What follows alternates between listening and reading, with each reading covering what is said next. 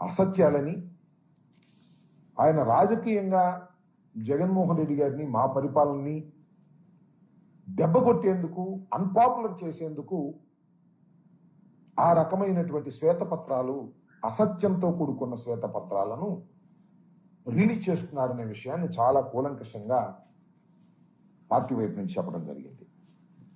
అయితే చిత్రమైన విషయం ఏంటంటే మొన్న 17వ తారీఖున ఈ నెల 17వ తారీఖున శాంతి భద్రతల మీద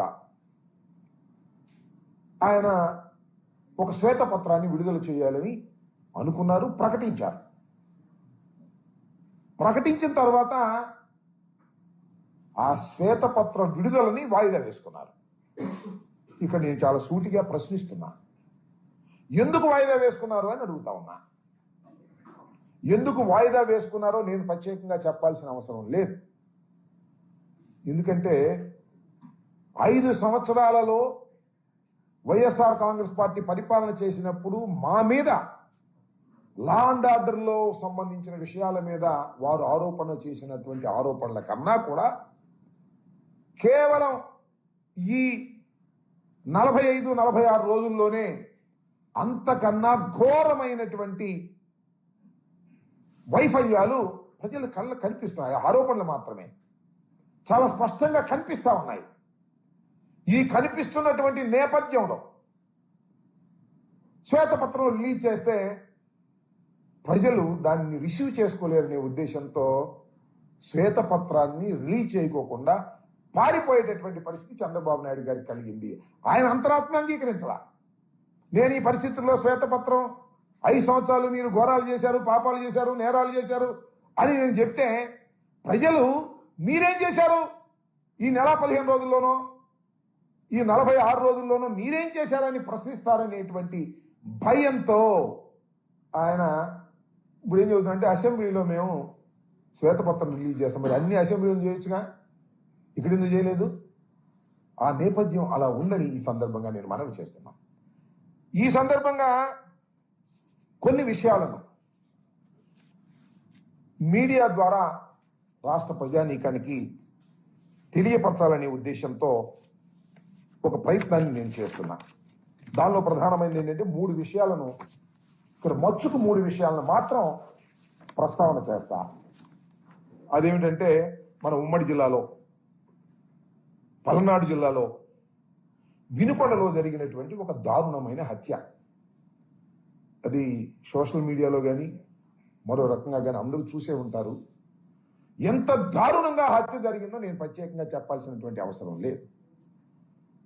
దీన్ని వాళ్ళు ఏం చెప్తారంటే ఇది రాజకీయ హత్య కాదు, 2 మిత్రుల మధ్యన జరిగినటువంటి హత్య అని అటు పోలీస్ వైపు నుంచి ఇటు ప్రభుత్వం వైపు నుంచి చెప్పి దీన్ని డైల్యూట్ చేయాలనేటువంటి ప్రయత్నం చేస్తున్నారు. నేను మనస్ఫూర్తిగా చెప్తున్నా, అందరికీ తెలుసు పల్నాడులో రషీద్ అనేటువంటి మరణించినటువంటి వ్యక్తి డిసీజ్ వైఎస్ఆర్ కాంగ్రెస్ పార్టీకి చెందినటువంటి వ్యక్తి. జిలానీ అనే అతను ప్రస్తుతం తెలుగుదేశంలో ఉన్నారు. అంతకుముందు వైసీపీలో ఉన్న మాట వాస్తవం. ఒక 2 సంవత్సరాల క్రితమో సంవత్సరం క్రితమో ఉన్నారు. ఎలా ఉన్నారంటే లావు శ్రీకృష్ణదేవరాయలు గారు కూడా మా పార్టీలో ఉన్నారు కదా అప్పుడు, అట్లాగే అప్పుడు ఉన్నారు. ఎలా అంటే పార్థసారథి గారు మా పార్టీలో ఉన్నారు కదా అప్పుడు, అలాగే ఉన్నారు. అలాగే ఆనం రామనారాయణ రెడ్డి గారు మా పార్టీలో ఉన్నారు కదా, అలాగే ఉన్నారు. అక్కడ తెలుగుదేశంలోకి వెళ్ళారు. తెలుగుదేశంలోకి వెళ్ళి అక్కడ ఉన్నటువంటి స్థానిక శాసనసభ్యుడు ఆంజనేయులు గారి ప్రోద్బలంతో, అలాగే మక్కిన మల్లికార్జున గారి ప్రోద్బలంతో దౌర్జన్య కాండలు నిర్వహించేటటువంటి క్రమంలో అతి దారుణంగా ఒక యువకుణ్ణి, కక్షలు లేవు, కార్పణ్యాలు లేవు. నేను అడుగుతా ఉన్నా, పోనీ ఆ రషీద్ అనే అతను ఇంతకుముందే ఉన్న హత్య చేశాడా, ఎవరన్నా పొడిచాడా, ఏదైనా క్రిమినల్ కేసు చేశాడా? అలాంటి వ్యక్తిని అతి దారుణంగా రోడ్డు మీద చంపేశారు. దీన్ని ప్రశ్నిస్తే జగన్మోహన్ రెడ్డి గారు వెళ్ళి పరామర్శిస్తే భరించలేకపోతున్నారు. అది వ్యక్తిగతమైన తగాదా? నేను అడుగుతా ఉన్నానండి, అది వ్యక్తిగతమైన తగాదా అనుకున్నాను కాసేపు. వాళ్ళిద్దరిది స్థానికంగా ఉన్న శాసనసభ్యుడు కానీ స్థానికంగా ఉన్నటువంటి పార్లమెంటు సభ్యులు కానీ లావు శ్రీకృష్ణదేవరాయలు గారి ఆంజనేయులు గారు కానీ వెళ్ళి మరణించినటువంటి కుటుంబాన్ని ఎందుకు పరామర్శించలేదు? చెప్పండి దీనికి సమాధానం. నిజంగా అది రాజకీయాలకు సంబంధం లేదు, purely dispute between two individuals. ఎందుకు మీరు సంప్రదించలేకపోయారు? నేను మనవి చేస్తున్న ఎఫ్ఐఆర్లో కూడా స్థానిక శాసనసభ్యుడి మీద, మల్లికార్జున గారి మీద ఆరోపణలు చేయడం జరిగిందని కూడా ఎఫ్ఐఆర్లు, ఇంక్లూడింగ్ ఎఫ్ఐఆర్లో ఆరోపణలు చేయడం జరిగిందని కూడా నేను ఈ సందర్భంగా మనవి చేస్తున్నా. ఇందాక హోంమంత్రి గారు మాట్లాడుతున్నారు, అది గంజాయి తాగిన మొత్తంలో నరికేశాయంట. గంజాయి పాపం మాదంట. ఒరి మీ దుంపదగా మీరు వచ్చి అనాలైంది? మీ పోలీస్ వ్యవస్థ పనిచేస్తుంది కదా, మీ ఎస్పీని ట్రాన్స్ఫర్ చేసుకున్నారు కదా, అంటే ఇంకా గంజాయి విచ్చలవిడిగా దొరుకుతుందన్నమాట. ఆ పాపం మాదా? తెలియ కొడతా. నెల 15 రోజులు మీ పరిపాలన వచ్చినా కూడా వినుకొండలో బహిరంగంగా గంజాయి దొరుకుతుందని మీరే అంగీకరిస్తే ఏం చెప్పాలి? హోంమంత్రి సాక్షాత్తు అంగీకరిస్తే ఇది ఏదో ఒక విధంగా మసిపూసి మారేడికాయ చేసి వినుకొండలో జరిగినటువంటి పొలిటికల్ హత్యని ఒక ఇండివిజువల్ హత్యగా తీర్చిదిద్దాలనేటువంటి ప్రయత్నం అటు పోలీసు వారు, ఇటు తెలుగుదేశం వారు, దాంతోపాటు హోంమంత్రి గారు, ముఖ్యమంత్రి గారు వీళ్ళందరూ ప్రయత్నం చేస్తున్నారు. దీన్ని ప్రజలు గమనించాలని ఈ సందర్భంగా మనవి చేస్తున్నాం. ఇంకా రెండో వ్యవహారం ఏంటంటే ముచ్చుమర్రి. మీ అందరికీ తెలుసు, కథ నడుస్తూ ఉన్నది. ముచ్చుమర్రి ప్రాంతంలో ఒక బాలిక ఈ నెల 7వ తారీఖున 10 గంటలకు ఆడుకునేందుకు ఇంటి బయటకు వస్తే ఆమెని, ఆ బాలికని రేప్ చేసి, తరువాత మర్డర్ చేసి, తునాతునకలు చేసి కృష్ణలో పడేశాడనేటువంటి కథను వినిపిస్తా ఉన్నది. పోలీసు వారు దానిలో ఏం చేశారు? ఇంతవరకు శవాన్ని కానీ ఆ ఆచూకీ కానీ కనిపెట్టగలిగారా? ఎందుకు కనిపెట్టలేకపోయారని అడుగుతా ఉన్నా ఈ పోలీస్ వ్యవస్థని. హోంమంత్రి గారిని అడుగుతా ఉన్నా, ముఖ్యమంత్రి గారిని అడుగుతా ఉన్నా. ఇదంతా పోయి నిన్న చాలా చిత్రమైన విషయం ఏంటంటే, ఒక కుర్రవాడిని దురదృష్టవశాత్తు మరి అతను తీసుకొచ్చారు. వాడు అనుమానితుడని వాడు ఎరగొట్టారు. పోలీస్ స్టేషన్ చనిపోయాడు. అతని మీద గాయాలు ఉన్నాయి. ఇది నేను చెప్తున్నటువంటి అంశం కాదు. ఇది పోలీసుల విచారణలో వ్యక్తి మృతి. ఇది ఈనాడులో వచ్చింది, వారి పత్రికలో. పోలీస్ విచారణలో వ్యక్తి మృతి. పోలీసు విచారిస్తుండగా ఆ వ్యక్తిని కొడితే ఆ వ్యక్తి మరణించినటువంటి సందర్భం. Lockup death. దళితుడు అతను. పైగా లాకప్ డెత్ చేస్తే దాన్ని మసిపూసి మారేడికాయ చేసేసి అంతటితో క్లోజ్ చేసేసి దహనం చేసేసి కార్యక్రమం చేస్తున్నారు. ఇది ప్రభుత్వ హత్య. దీని మీద న్యాయ విచారణ జరపవలసినటువంటి బాధ్యత ఉన్నది. నిజంగానే ఈ ప్రభుత్వానికి చిత్తశుద్ధి ఉంటే అనుమానితుడిని తీసుకొచ్చి ఇష్టం వచ్చినట్టుగా కొట్టి అతన్ని మరణానికి కారణమైనటువంటి పోలీసు వ్యవస్థ మీద తక్షణమే యాక్షన్ తీసుకోవాలి, విచారణ జరపాలి. అదేం లేదు, మసిపూసి మారేడికాయ చేసేసి పక్కకు తోసేసే ప్రయత్నం చేస్తున్నారు. నేను మనవి చేస్తున్నా, దళిత సంఘాలకు కానీ, పౌర హక్కులకు సంబంధించిన వారు కానీ, సివిల్ రైట్స్కి సంబంధించిన వారు కానీ దీని మీద ఫైట్ చేయాలి, న్యాయ పోరాటం చేయాలి. అవసరమైతే కోర్టుకు వెళ్ళి ఈ లాకప్ డెత్ మీద విచారణ జరపవలసినటువంటి బాధ్యత సమాజానికి కూడా ఉంది, న్యాయ వ్యవస్థ కూడా ఉందని సందర్భంగా మనం వచ్చింది. అవసరమైతే న్యాయ వ్యవస్థ సూమోటివ్గా కూడా తీసుకున్నటువంటి సంఘటనలు ఉన్నాయి. సూమోటివ్గా కూడా తీసుకొని విచారణ జరిపేటటువంటి కార్యక్రమం చేస్తే పోలీసు లాకప్ డెత్లు తగ్గుతాయి. నిందితుని తీసుకోవటం, లాకప్లో పెట్టడం, కొట్టడం, వాడు చచ్చిపోయేదా కొట్టడం, వాడు నేరం ఒప్పుకోమనడం, ఈ ధర్మమేనా అని అడుగుతా ఉన్నా. దీని మీద హోంమంత్రి సమాధానం చెప్పవలసినటువంటి బాధ్యత ఉన్నది అనేది ఈ సందర్భంగా నేను గుర్తు చేయదలుచుకున్నా. ఇంకా మూడో విషయానికి వెళ్ళినప్పుడు పుంగనూరు మీరు అందరూ చూశారు. పుంగనూరులో మా ఎంపీ మిథున్ రెడ్డి గారు పొంగనూరు వెళ్ళాడు. వెళ్ళకూడదా మిథున్ రెడ్డి గారు పొంగనూరు? ఎక్కడికి వెళ్ళాడు? అక్కడ మాజీ ఎంపీ రెడ్డప్ప ఇంట్లోకి వెళ్ళాడు. ఇంటికి వెళ్ళి మా కార్యకర్తలను పిలిచి పరామర్శిస్తుంటే తెలుగుదేశం కార్యకర్తలందరూ వచ్చి దాడి చేశారే, ఇంటి మీద రాళ్లు వేశారే, అక్కడ వాహనాలను దహనం చేశారే, వాహనాలన్నింటినీ కూడా ధ్వంసం చేశారే. ఇవన్నీ ఎప్పుడు జరిగినాయి? పోలీసుల సమక్షంలో జరిగాయి. లా అండ్ ఆర్డర్ ఉండట్టు ఈ రాష్ట్రంలో లేనట్టే చెప్పమని అడుగుతా ఉన్నా, ప్రభుత్వాన్ని అడుగుతా ఉన్నా, ముఖ్యమంత్రి గారిని అడుగుతా ఉన్నా. లా అండ్ ఆర్డర్ ఉందా? ఒక ఎంపీ తన నియోజకవర్గంలోకి వెళ్ళి అక్కడ కార్యకర్తలను కలుసుకునేటటువంటి స్వేచ్ఛ లేనప్పుడు ఈ రాష్ట్రంలో లా అండ్ ఆర్డర్ ఉందని ఎలా అనుకోవాలో చెప్పని మనం చేస్తున్నాం. ఇంకా ఒక చిత్రమైన విషయం చెప్తా. మాకు సంబంధించినటువంటి కార్లు దహనం చేశారు, మాకు సంబంధించిన కార్లు ధ్వంసం చేశారు, రెడ్డప్ప ఇంటి మీద రాళ్లు వేశారు, మాకు ఉన్నటువంటి కార్యకర్తలు అక్కడ కొట్టారు.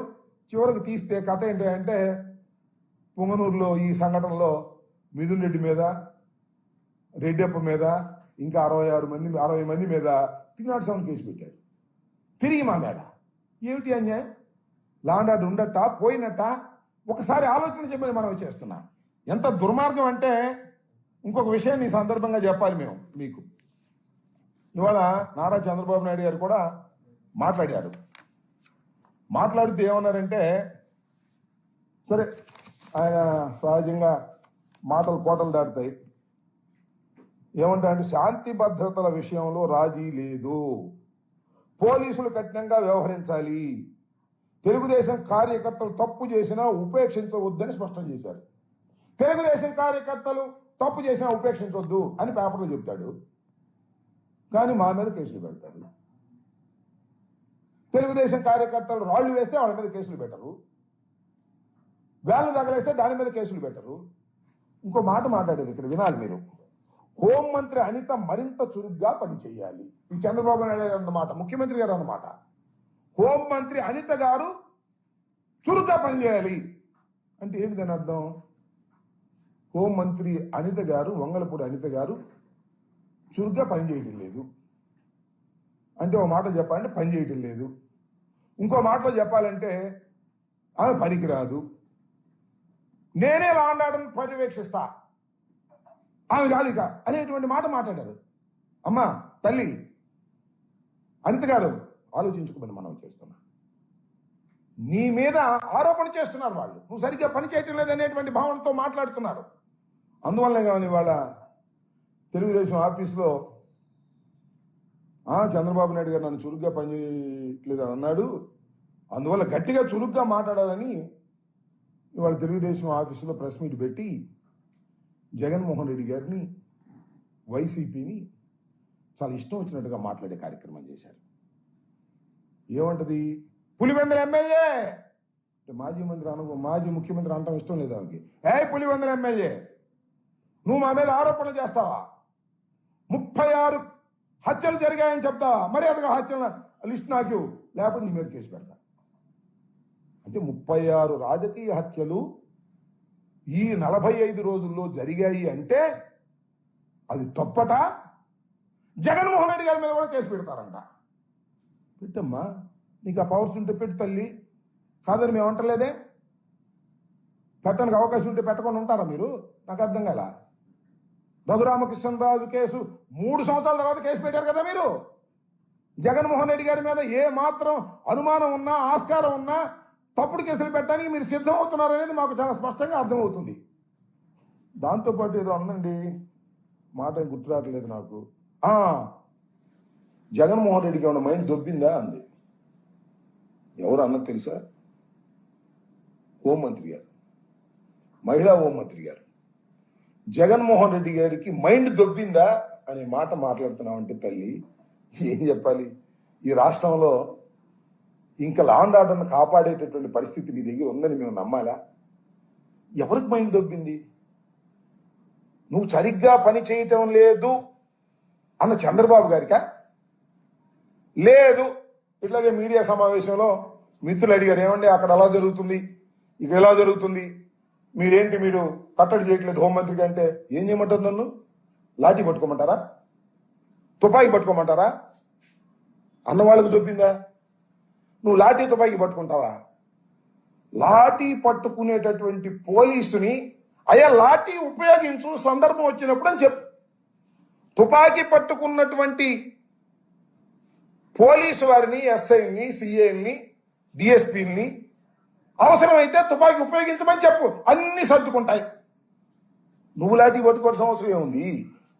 నువ్వు తుపాకి పట్టుకోవాల్సిన అవసరం ఏముంది?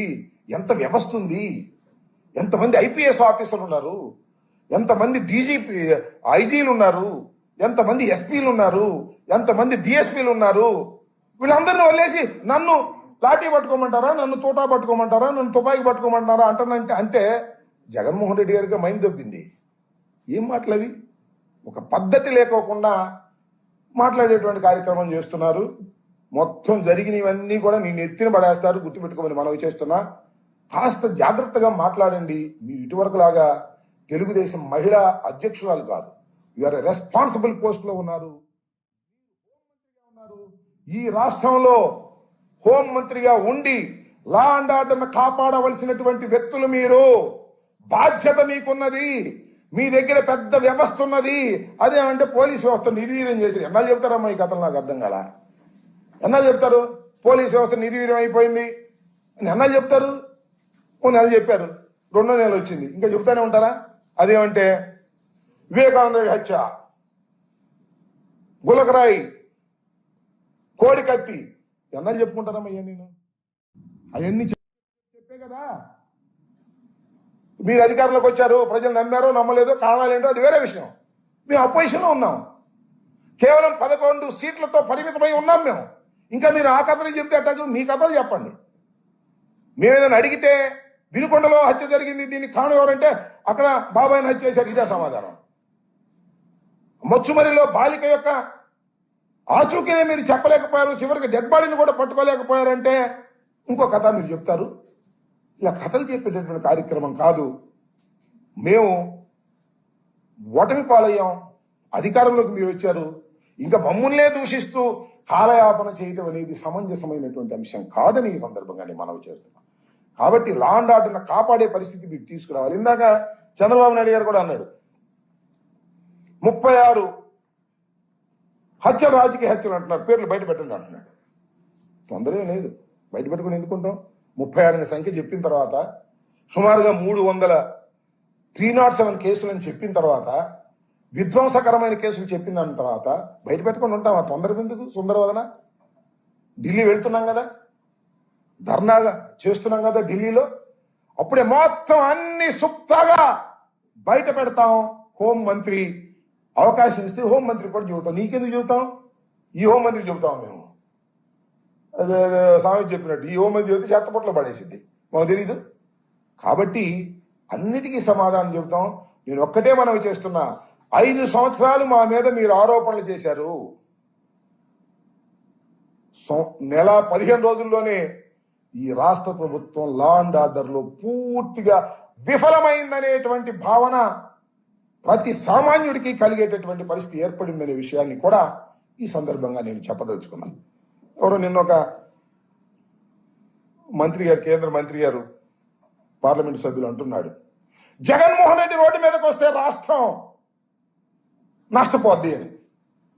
జగన్మోహన్ రెడ్డిని రోడ్డు మీదకి తీసుకొచ్చేది మీరే కదా. నెల రోజుల్లో రోడ్డు మీదకి తీసుకొచ్చారు జగన్మోహన్ రెడ్డి గారిని. అసలు 2-3 నెలల దాకా మేము మాట్లాడకూడదు అనుకున్నాం. నెల 15 రోజులకే వినుకొండలో దౌర్జన్యం చేసి దారుణమైన హత్య చేసి మీరు ఇవాళ జగన్మోహన్ రెడ్డి గారిని రోడ్డు మీదకు తీసుకొచ్చే పరిస్థితి చేస్తున్నారు. జగన్మోహన్ రెడ్డి గారు రోడ్డు మీదకి వస్తే నష్టపోయేది రాష్ట్రం కాదు. జగన్మోహన్ రెడ్డి గారు రోడ్డు మీదకి వస్తే నష్టపోయేది తెలుగుదేశం. తెలుగుదేశం చేస్తున్నటువంటి అక్రమాలను, అన్యాయాలను, హత్యలను, ఫెయిల్యూర్ ఆఫ్ లా అండ్ ఆర్డర్ను, అదేవిధంగా హామీలు నిలబెట్టుకోలేకపోవడాన్ని రోడ్డు మీదకు వస్తాం, ప్రజలకు వివరిస్తాం. జగన్మోహన్ రెడ్డి కదిలితే ప్రభంజనం అవుతుంది మీరు చేసే చేష్టల వల్ల, గుర్తుపెట్టుకోమని మనవి చేస్తున్నా. ఒక ఆయన అంటాడు, ఒక 6 నెలల టైం ఇవ్వండి అప్పుడేంటి అని. లా అండ్ ఆర్డర్ గురించి మాత్రం ఇమీడియట్ గా మాట్లాడతాం. మీ పథకాల గురించి 6 నెలలు 4 నెలలు టైం ఇద్దాం, ఓకే, నాకేం అభ్యంతరం లేదు. ఏమండి, తల్లికి వందనం జియో రిలీజ్ చేశారు లేదా? మరి దాని గురించి మాట్లాడమంటే విధి విధానాలు ఇంకా నిర్ణయం కాలేదంట. చేయటమేమో జియో ఇష్యూ చేశారు, స్కూల్స్ తెరిచారు, పిల్లలు బడికి వెళ్తున్నారు. తల్లికి వందనంలో తల్లికి ఇవ్వలేదు, పిల్లలకి ఇవ్వలేదు, విధి విధానాలు నిర్ణయిస్తాం. ఏంది విధి విధానాలు నిర్ణయించేది? దానిలో క్లియర్గా విధి విధానాలు ఉంటే, అయ్యా అదే సామెత చెప్తారు, కళ్యాణం చేసే కళ, కాపురం చేసే కళ కాళ్ళ గోళ్ళు దగ్గరే తెలిసిపోద్దంట. అలాగే మీరు 5 సంవత్సరాల పరిపాలన ఏ విధంగా చేస్తారో ఈ నెల 15 రోజులు 46-47 రోజుల్లోనూ చాలా క్లియర్గా అర్థమైపోయింది. మీరు దౌర్జన్యాలు చేయటం, అక్రమాలు చేయటం, మా కార్యకర్తల్ని హత్య చేయటం, మా కార్యకర్తల మీద కేసులు పెట్టడం. 307 జగన్మోహన్ రెడ్డి గారి మీద 307 పెట్టారు, ఎదురు ఐపీఎస్ ఆఫీసర్ల మీద 307 పెట్టారు, ఒక డిఎస్పీ మీద 307 పెట్టారు, ఒక డాక్టర్ మీద 307 పెట్టారు, మిథున్ రెడ్డి మీద 307 పెట్టారు, మరి పిన్నెల రామకృష్ణారెడ్డిని 307 పెట్టారు, అలాగే అప్పిరెడ్డి వీళ్ళందరి మీద, అవినాష్ వీళ్ళందరి మీద 307 పెట్టారు. పెట్టుకుంటే పోతున్నారు 307. 302 కూడా పెడతారు డెడ్ బాడీ దొరికితే. డెడ్ బాడీ దొరకలేదు, అందుకని ఆగారు. అంత గాయం కూడా లేకుండా 307 పెట్టేస్తారు. ఏంది నాకు అర్థం కాల. How you're misusing of 307. అన్యాయంగా, అక్రమంగా పొలిటికల్ గ్రడ్జిని తీర్చుకోవడం కోసం 307 పెట్టారు. మీరు ఇంతమంది మీద 307 పెడితే ఏమైందే మాకు నాకు అర్థం కాలే. జైల్లో ఉంటానికేగా, ఉంటాం, ఏముంది దానిలో గొప్ప ఏంటి? మీ చంద్రబాబు జైల్లో లేడా? మా జగన్మోహన్ రెడ్డి జైల్లో లేడా? పక్కన ఉన్న రేవంత్ రెడ్డి జైల్లో లేడా? ఉంటాం. బట్ ప్రజలు ఏం ఆలోచిస్తారో ఒక్కసారి ఆలోచించుకోండి. దాన్ని బట్టి మీరు మాట్లాడే మాటలు, ఇవాళ గౌరవనీయ హోంమంత్రి గారు మాట్లాడినటువంటి తీరు చూస్తే నాకు చాలా ఆశ్చర్యం వేసింది. వచ్చిన సంబోధనతో జగన్మోహన్ రెడ్డి గారిని మాట్లాడుతున్నారు. జగన్మోహన్ రెడ్డి ఇది పబ్లిక్ ఫిగర్. నేను మనవి చేస్తున్నా, జగన్మోహన్ రెడ్డి అనే వ్యక్తి ఒక అత్యంత ప్రజాదరణ కలిగిన వ్యక్తి. 40% ఓట్ షేర్ మీకుంది, 53%. మీకంటే తెలుగుదేశానికి కాదు, మీకు జనసేనకి బీజేపీకి కలిపి 53, మా ఒక్కళ్ళకే 40% ఉన్నది. అలాంటి నాయకుడు జగన్మోహన్ రెడ్డికి 40%. జగన్మోహన్ రెడ్డి కోసం ఎంత దూరమైనా వెళ్లేటటువంటి 40% ఓటర్లు ఈ రాష్ట్రంలో ఉన్నారు. మీకు ఒకసారి ఆ బీజేపీది మైనస్ చేస్తే, మన పవన్ కళ్యాణ్ది జనసేన మైనస్ చేస్తే మీది 30% కూడా ఉండదు. గుర్తుపెట్టుకోండి. మీరు మాట్లాడుతున్నారు ఇవాళ మీ చుట్టూరా నలుగురికి అమ్ముకున్నారు కాబట్టి, నలుగురు కలిసి వచ్చారు కాబట్టి మీరేదో మాట్లాడుతున్నారు. ఒకసారి వెనక్కి దిగి చూసుకోండి. ఇవాళ జగన్మోహన్ రెడ్డి గారు పులివెందుల శాసనసభ్యుడే కాదని మేము అంటలా, దాన్ని నొక్కి నొక్కి నొక్కి అని ఇన్సల్ట్ చేయాలని ప్రయత్నం చేస్తున్నారు. మీరు మాజీ హోంమంత్రి అవుతారు, మీరు మాజీ శాసనసభ్యులు అవుతారు, చంద్రబాబు నాయుడు గారు కూడా మాజీ ముఖ్యమంత్రి అవుతాడు, మరి ఎమ్మెల్యే అవుతాడు లేదు తర్వాత చూద్దాం. ఎమ్మెల్యే అయితే ఆ కుప్పానికి ఎమ్మెల్యే అవుతాడు. ఇంతే, గుర్తుపెట్టుకోండి.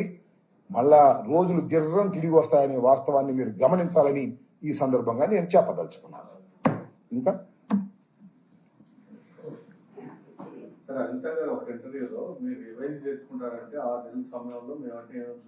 చెప్పాను, నేను చూశాను. నేను హోంమంత్రి గారు అప్పుడు ఒక ఇంటర్వ్యూలో, అంటే రాధాకృష్ణ ఇంటర్వ్యూలో అనమాట, ఒక 6 నెలల టైంలో మొత్తం అన్ని చాప్టర్లు క్లోజ్ చేస్తా ఉన్నారు. అదే కార్యక్రమంలో ఉన్నారు. ఇప్పుడు అనిత గారి వాళ్ళ హోంమంత్రి కాకముందు ఆ మాట అన్నారు.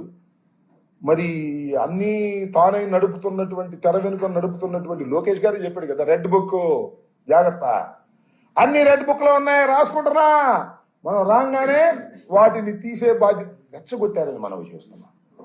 నేను ఏదేంటంటే, ఒక ఎమ్మెల్యే పేరు చెప్పటం, ఆ ఊరెళ్ళి ఆ ఎమ్మెల్యేది రెడ్ బుక్ లో ఉంది, బట్టల ఊడదీసి నడి బజారు మీద నడిపించే బాధ్యతనే తీసుకుంటా అన్నాడు లోకేష్ గారు. మరి ఆ బాధ్యత తీసుకుంటున్నారు కాబట్టి వీళ్ళు ఆ పని చేస్తున్నారు. ఇక వీళ్ళ మీద పట్టడం, దౌర్జన్యం చేయటం, ఈ కార్యక్రమం. నేను ఒక మాట చెప్తున్నా, ఇవాళ తెలుగుదేశం కార్యకర్తలకు ఏ విధమైన కాన్ఫిడెన్స్ ఉందంటే, మనం ఏం చేసినా పోలీసులు మనం ఏం చేయరు అనేటువంటి కాన్ఫిడెన్స్ చంద్రబాబు నాయుడు గారు, లోకేష్, హోంమంత్రి గారు వాళ్ళకి ఇచ్చారు. ఆ కాన్ఫిడెన్స్ ను బ్రేక్ చేయకపోతే మీరు సర్వనాశనం అయిపోతారు. గుర్తుపెట్టుకోమని మనం చేస్తున్నాం.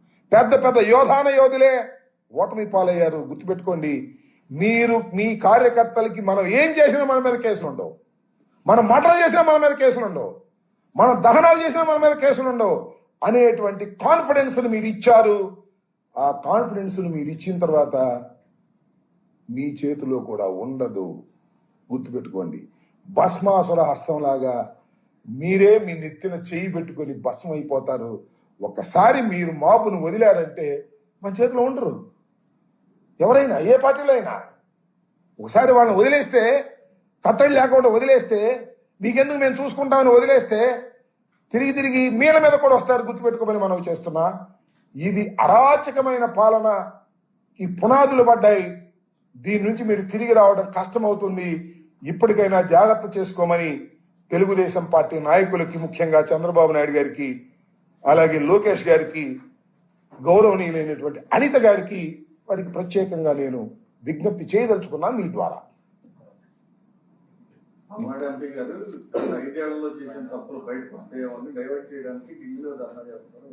ఐదేళ్ళ తప్పులు బయటికి ధర్నా చేస్తే మాకు వస్తున్న ఏ ఎంపీ గారు?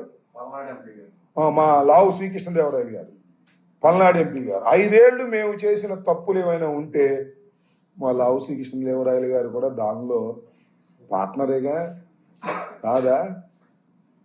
ఎందుకు 5 ఏళ్లు మేము తప్పులు చేసి ఉంటే మీ ప్రభుత్వం వచ్చింది కదా, టేక్ అన్ యాక్షన్. ఎవరు కాదన్నారు? మీ చేతుల్లో ఉంది కదా అధికారం. మరి మోడీ గారు, మీరందరూ ఒకే కూటమి కదా. లావు శ్రీకృష్ణదేవరాయలు గారు 5 సంవత్సరాల్లో మేము చేసిన తప్పులు బయటకు వస్తాయని భయపడి మేము ధర్నాలు చేసిన కర్మ మాకు లేదు. ఒకవేళ ఏదైనా 5 సంవత్సరాల్లో మేము తప్పులు చేస్తే is also one of the partner, అంతే కదా. కాబట్టి ఏదో దీనిలో ఏం లేదు, సింపుల్. చంద్రబాబు నాయుడు గారి మెప్పు కోసం కొద్దిగా ఓవర్ యాక్షన్ చేస్తున్నారు. ఈ ఓవర్ యాక్షన్లన్నీ కూడా వాళ్ళ భరతం పట్టడానికి పనికొస్తాయి, గుర్తుపెట్టుకొని. చాలా మంది ఓవర్ యాక్షన్ గాళ్ళు ఉంటారు, మాకు ఉంటారు, వాళ్ళకి ఉంటారు. ఇప్పుడు వాళ్ళ ఓవర్ యాక్షన్ గాళ్ళు బాగా పెచ్చు పెరిగి మాట్లాడుతున్నారు. మాట్లాడండి, మాకేం అభ్యంతరం లేదు. మాట్లాడితే ప్రజలు గ్రహిస్తారు. మాకు 40% నుంచి అతి త్వరగా 50%కి 60%కి పెంచే కార్యక్రమంలో మీరు ఉన్నందుకు మీ అందరికీ తర్వాత ధన్యవాదాలు కూడా చెప్పుకునే కార్యక్రమం చేస్తామని కూడా ఈ సందర్భంగా మనవి చేస్తున్నా. ఇదే ద్వారంలో మీరు వెళ్తే ప్రజలే మీకు బుద్ధి చెప్తారనే విషయాన్ని మాత్రం చాలా స్పష్టంగా చెప్తున్నా. చరిత్ర ఒకసారి చదువుకోండి, ఎవరికైనా అంతే. ఓకే,